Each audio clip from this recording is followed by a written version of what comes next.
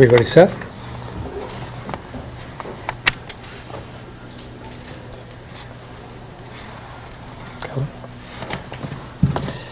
Good morning. Today we'll have updates from Emergency Management Director Foran and Transportation Secretary Flynn. We'll also hear from General Roy of FEMA with an update on the Montpelier Mobile Home Park. Our teams will continue to work with local partners on assessing the damage of this week's flooding, which will be important as we determine next steps. As we've discussed, there are certain thresholds that need to be met to reach a point where a new disaster declaration can be made, with FEMA support to follow. As you may recall, there are two levels: public assistance to help with infrastructure and individual assistance, which is a much higher bar to clear. Our towns are well equipped and familiar with that process when it comes to public assistance, and that work is underway.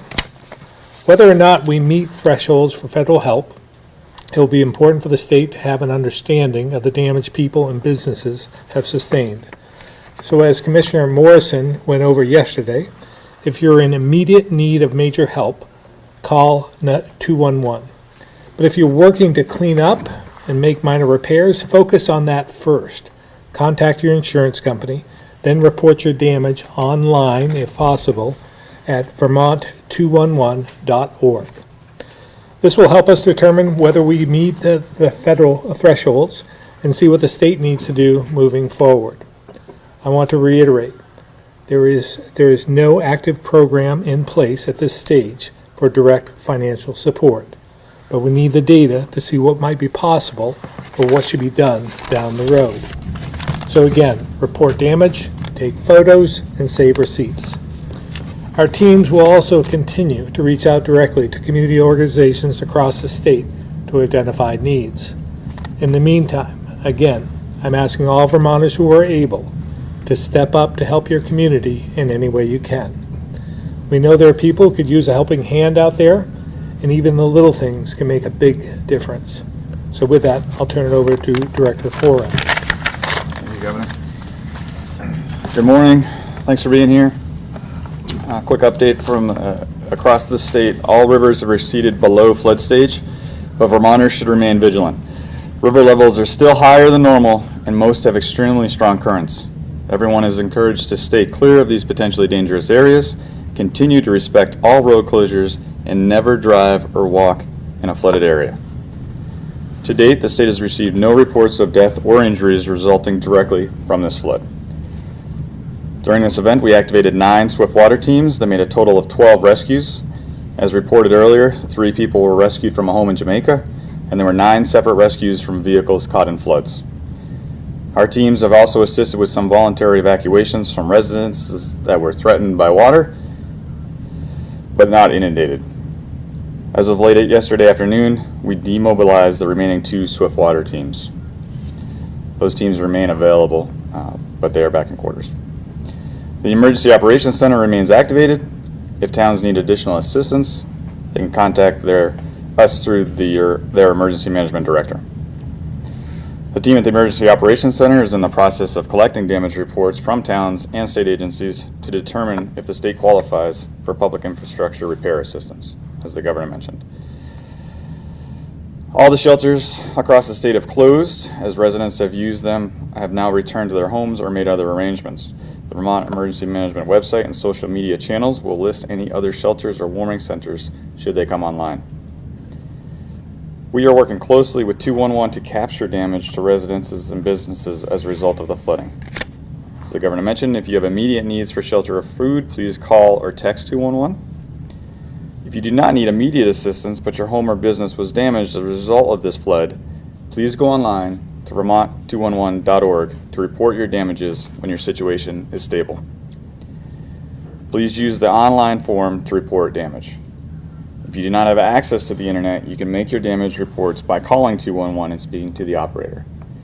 If prompted to do so, leave a message and they will return your call. The damage reports will be used to quantify the damages to residences and businesses to determine if we may be eligible for federal assistance in the wake of this event. At this time, we do not know if any communities or the state as a whole will qualify for federal assistance, but we want to make sure that we accurately compile this data. so that we understand where we are in regards to the thresholds that the governor mentioned. Thank you. With that, I will turn it over to Secretary Flynn from the Agency of Transportation.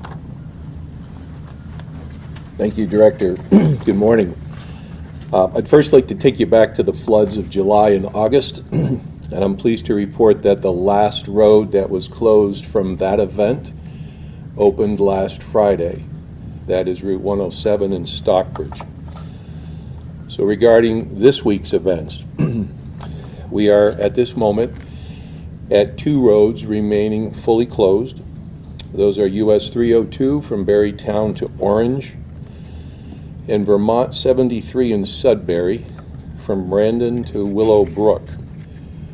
One road, and only one road, is partially closed at this point, and that is Route 108 at Spruce Peak. I mentioned yesterday that is a project that the resort is undertaking with Stowe, and we're working with them and want to get the word out that they're working to get that open to temporary 2-lane as soon as possible, and then they'll determine a permanent fix thereafter. There are no issues with rail. There are no issues with air. The Lamoille Valley Rail Trail has been assessed.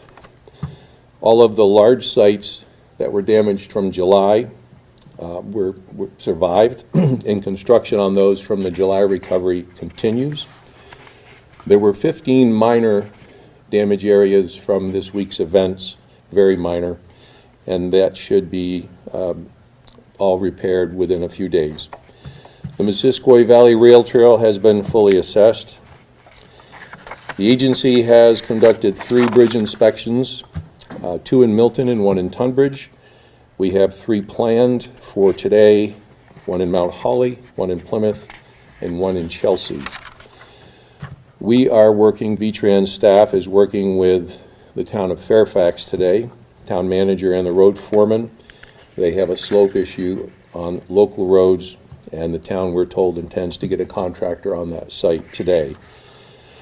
As Director Foran mentioned, with VEM and others, AOT helps to survey the landscape with respect to towns. As of this morning, we have spoken to 75% of all the towns in the state, and that information is passed to VEM to the SEOC for their awareness. From that, there are currently 33 towns that have indicated some degree of damage. I don't have any extent as to what that actually is. You heard yesterday, I believe, when Secretary Boucher was talking about schools, much of the issue just happens to be we're seeing, or we were at least yesterday, we're seeing mud road conditions like we would have seen in perhaps March or April, so that's could be part of what they're dealing with. We have 37 damage sites on the federal highway network on our state system. I mentioned we have 2 roads closed, but we still have 37 damaged sites. The only site of real significance is the US Route 2 in St. Johnsbury, where there is a slide. So when I say damaged sites, I want to put that into perspective. It's not all like it was in July. And we have 3 contractors working with us today. And that concludes my report, and I would turn over to General Roy from FEMA. Thank you, Secretary Flynn. Appreciate that. Good morning. Before I hit on the direct housing discussion, I just want to cover a couple basics here. As we've discussed many times, FEMA is assisting Vermont in 3 programmatic areas. The first one is individual assistance, and under individual assistance, FEMA has provided over $24.6 million to Vermonters affected by the floods from this summer. And of that, $22.9 million has been allotted for housing repair, and about $1.7 million went towards replacing personal property. We continue to help Vermonters who cannot live in their damaged homes and help find a safe and temporary place to live. About $3.5 million has been approved for over 1,500 residents to rent housing while repairs or replacement of their houses continue on. Under public assistance, our public assistance programs, which provides funding to repair or replace damaged infrastructure, we have 1,458 projects right now, with more to come. And an estimate is about $600 million worth of costs associated with those projects, $600 million and growing. To date, we've obligated 22 projects for just over $700,000, but these are the early stages, and we expect those to grow very quickly. And in fact, we estimate that we'll have over $50 million by the end of January obligated for Vermont for public assistance. And then the last and a long-term one is our interagency recovery coordination, our long-term recovery. And we're working with the appointed Chief Recovery Officer, Doug Farnham, to take a look at focus areas in which the federal government can assist Vermont. We've activated all of the 6 recovery support functions from our federal partners, and we've identified 5 focused areas for the long-term recovery. Increased housing, kickstart economic recovery, enhance resilience of critical infrastructure, increase capacity for communities to plan for and recover from disasters, and lastly, enable and enhance food security for at-risk populations during disasters. So we'll work hand in glove with the state task forces to bring about whatever assistance we can from the federal government for that. And then under direct housing, I know that's the subject du jour based upon the decision with the group site. So those who cannot find appropriate rentals of their own, like we talked about the rental assistance program, are being helped through our direct housing and leasing programs. We did an initial assessment, and there were, based upon either substantial damages or destroyed, there was a population of 260 people who met that requirement at the very beginning of the disaster that we reached out to. And of that population, we started with somewhere between 50 and 60 who expressed interest in FEMA helping them find temporary housing for up to 18 months. There are a sequence of things that we do to place individuals in temporary housing. And again, they're sequential. So the first thing we look for, because it's the easiest thing to do, is multifamily properties that need to be repaired. We go in, we repair them. As part of the lease process, we are able to put our applicants into those. That's the first lever we pull. The second lever we pull is for our mobile home units, or some places recreational vehicles, which we wouldn't do in Vermont because of the weather. So we take a look to see where we can potentially place mobile homes on either private properties or on commercial properties.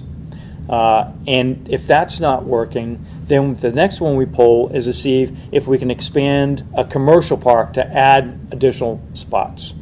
If that doesn't work, then we move into what's called direct lease, in which we look for apartments that are available. Think of corporate locations, so if your company sent you to Vermont, they typically have a rental that they'll put you in. So we put out a request for any corporations that may have those available for us. And then the very last lever that we pull is the group site for mobile homes. Why? Because it takes so very long to put that in place. Well, in the case of Vermont, we recognized very early on that there was a housing challenge before the storm, only exacerbated by the storm. So what did we do? We pulled every single lever at the same time to try to get ahead of the winter time. And so in order to do that, we worked very closely to find a group site that we could put in place. In this case, Montpelier looked like the best location for us to do that with. And we actually entered into agreement to utilize that facility should we require it. And we continued on with that planning. Well, as we're getting ready to actually move forward, the direct lease program came forward as it normally would have and said, okay, we found a number of facilities for you to be able to use for your applicants. And there were enough for us to be able to utilize to take care of those people we were working with, which had been 25, reduced to 21, and as of this morning is down to 19. The two that went from 21 to 19, one is actually was able to is in the process of purchasing a home, and everything went through, and the other applicant found a permanent apartment. And this is what we expect. The longer it takes to place people, the chances are they'll find their own permanent solutions, which is ultimately what we want. But that's why you saw us move forward on the group site, and now we're moving to put people into direct lease, because we pulled all those levels simultaneously in order to try to help people as quickly as we could. So I hope that explains the process that we utilize to help our applicants here in Vermont. I'm sure you probably have additional questions of that, but bottom line up front is we wanted people to know that those who have received assistance from Vermont, if your status changes and you need additional help, please contact FEMA, 1-800-621-3362, 1-800-621-3362, to update us on where you are.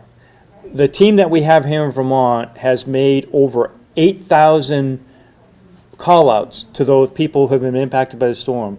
And because of their efforts, they have actually been able to provide over $8 million of additional assistance because they were able to update their status. So we want to make sure that people have the opportunity to continue to reach out if their status changes. Okay. So with that, I'm going to turn it back to the governor and stand by for questions. Sir. Thank you, General Roy. We'll open up to questions. For Officer, you go. Okay. For Officer Roy, kind of talking about the direct housing and trailers and everything, there was that contract signed with the city that involves some things such as infrastructure and kind of other monies. If you can explain a little bit what happens with that contract now, the infrastructure, water, sewer that was going to be going up there. Certainly. So the contract we actually had with the city was for the property itself, and then we would continue. If we were going to place mobile home units, we would have put the infrastructure in. We're obviously not going to do that. We're not going to expend taxpayer dollars that we don't need to. But we do have a fixed term lease with the city that's being negotiated with GSA and the city. And so they're working towards agreeing how much that's going to be. So Montpelier will end up with money. I'm just not sure at this point how much, because it's an agreement between GSA and the city. Thank you, sir. Why did this announcement seem to catch the state by surprise? To be honest, the timing of it was, we weren't sure when the direct lease was going to come to fruition. And based upon what we assessed the market was, we weren't sure that anything would come of it.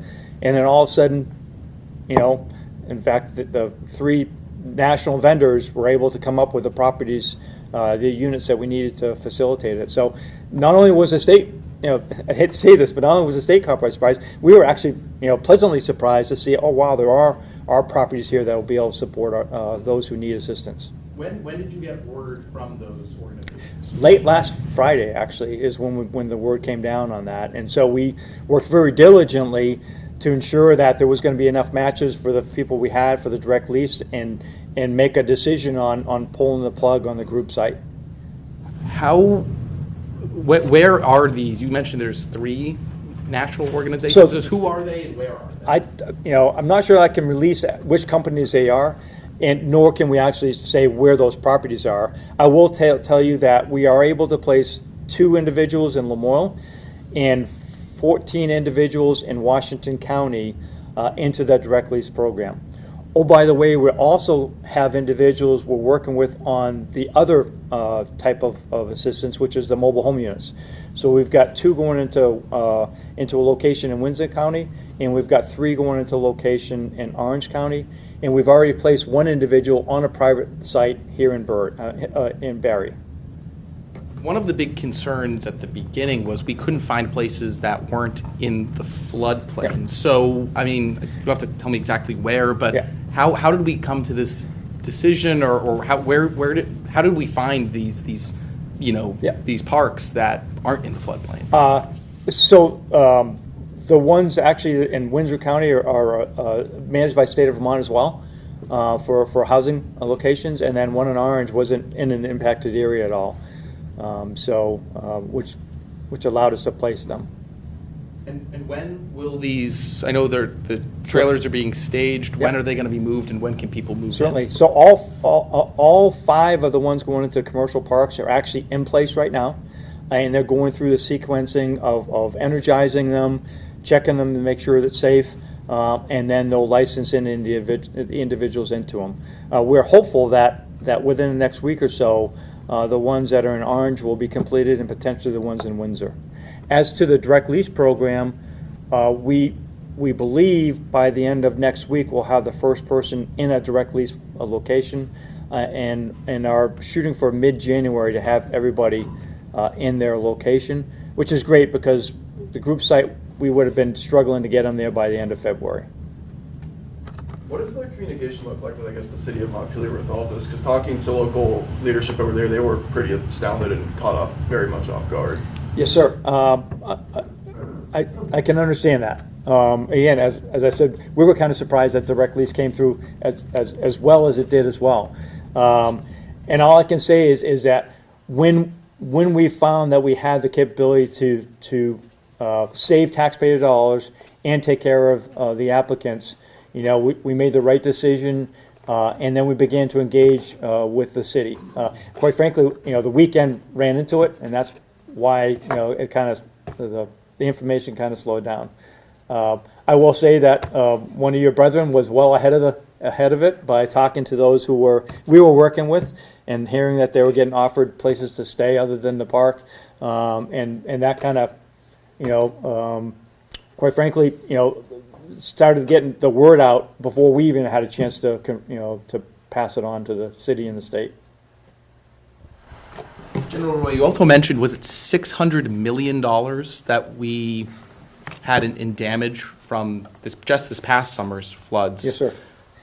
Do you know what a state match on that would be? I know it probably depends on what bucket and what project, but certainly, what do you? Great question. So right now the cost share for Vermont is $25.75, and with some small caveats. For instance, the president approved 100% for debris removal for up to a 30-day period within the first 120 days of the storm. So the state gets to pick what was the most expensive portion and get that at 100%. And then we had 100% for emergency protective measures that they can pick the most expensive 30 days and do it for that as well. Everything else right now is a 25 for the state, 75 for Fed. However, once we exceed I think it's $111+ million, so short of 112. That the state is eligible for transition to a 90-10, so 10% on the state, 90% for the Fed, and we're trying to get there before town day, voting day in March. I'm not sure because of the complexity of the projects if we'll get there or not, but. With $600 million worth of damage, we know we'll get there. We just don't know when. Maybe just a quick question for the governor. I mean, when you see sort of these numbers about the state match and $600 million, and what do we have to pay? I mean, how do you take that into account when you're building your budget? Well, again, we want to make sure that we have the match available, as we did last year with some of the match for all the federal programs that came along, whether it was the Inflation Reduction Act and so forth, and the bipartisan infrastructure bill and those. We need to make sure that we have the match because we don't want to let any federal dollars slip through our fingers. So when we're building our budget, we're considering all of that.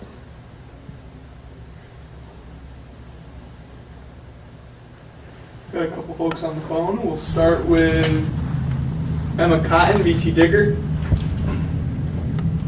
Hi, can you hear me okay? We can. Great. I've got a few questions related all to the flooding on Monday. I wonder if you could tell us if there have been any damage reports to 211 so far. You said yesterday that it would be a close call whether we can, get federal assistance for this. I wonder if that's still your calculation based on what you know. I really haven't received an update on the calls from 211, but I don't know if Eric. As of 7 a.m., we had 20 calls into that line, so we're still analyzing the information.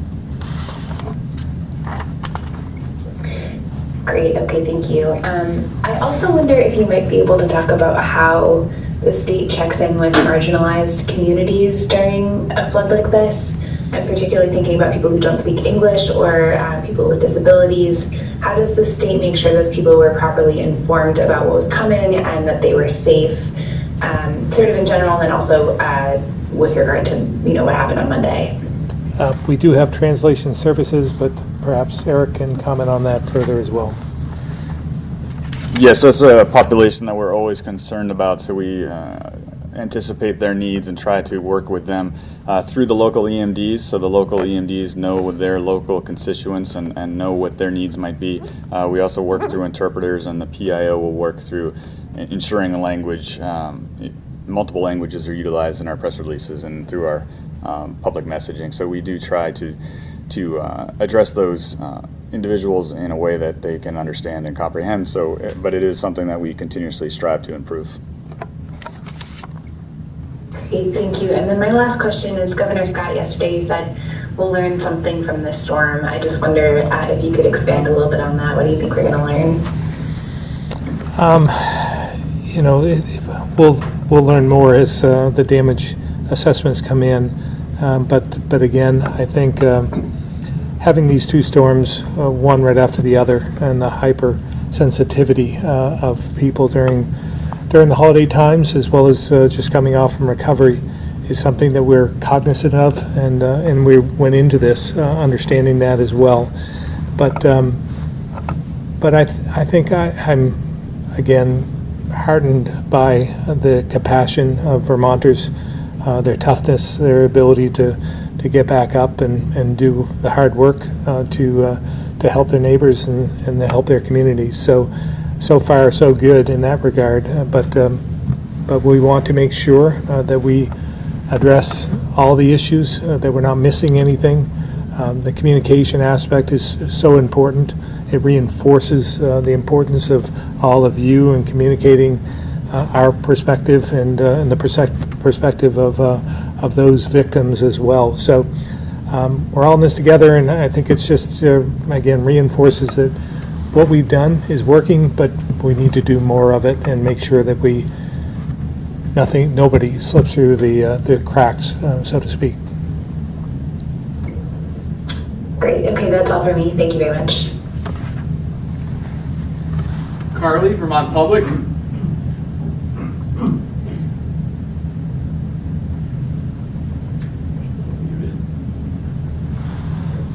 Carly, are you muted? No?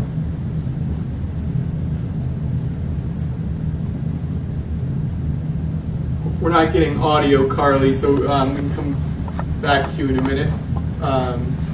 We'll go back to the room.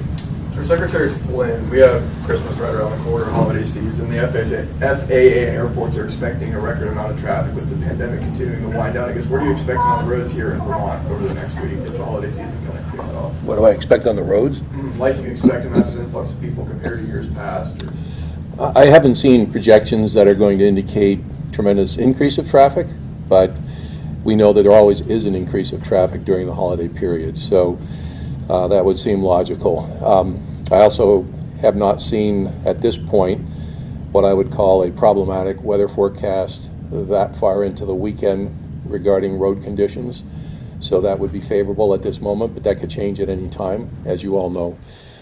So again, it's just an opportunity to message to everybody to drive carefully, don't drive impaired, pay attention, wear your seatbelt, and give somebody a break, especially if you see our plow trucks out there, give them a break so they can get the work done so you can get where you need to go for the holidays safely.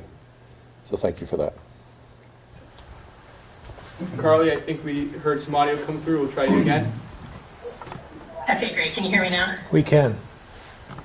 Okay, great. I have a question for Governor Scott. So, like General Roy said earlier, back in August, FEMA said there were around 260 households who needed direct housing assistance. Now it's down to under 20. I think it gives the public an impression that people impacted by the July flooding are taken care of, but we know there are still families bunking up in tight quarters together, staying in very temporary situations with family or friends after losing their homes, or now have, some of them have experienced flooding again this week.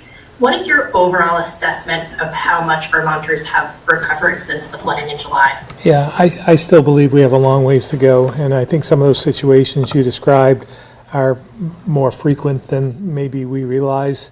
Staying with family and friends is not a solution, a long-term permanent solution. So we want to make sure that they reach out to us because, as General Roy has said, FEMA can still support them in trying to find at least temporary housing throughout the first 18 months of the declaration. But we also want to, it reinforces the fact that we need more housing in Vermont. You'll hear more about that in the coming weeks. That'll be a focus of mine, as it has been over the last 7 years. But we need to really put that on steroids, for lack of a better term, because there's no doubt we need more units. We need thousands of units right now, and at the pace we're going at this moment, it's not going to fulfill the need. And those folks that are in those temporary situations are going to need permanent housing after they wear out their welcome with their friends and family. Great, thank you. Governor, a lawmaker told Appropriations yesterday that she sees a softening in the administration on safe injection sites. Any softening on your stance? I will speak for the administration. There's no softening from my standpoint. So that bill that is being introduced on day one about that pilot program, if you've heard they're going to be introducing a bill allowing for up to 2 safe injection sites, you're still opposed to that, and it would Well, need to... there's more to the bill, as I understand it. I haven't read the bill, just to be fair, and this is not passed out of committee at this point. I know that they're contemplating this on the first day of the session to pass it out of committee, and then I don't know if it goes to another committee or it goes to the floor at that point in the House of Representatives. But there is a process, a step process in the future. Having said that, there's more to the bill, from my understanding, the decriminalization of drugs throughout heroin and other substances that are part of that bill. So there's more to just the safe injection sites to this that I'm concerned with.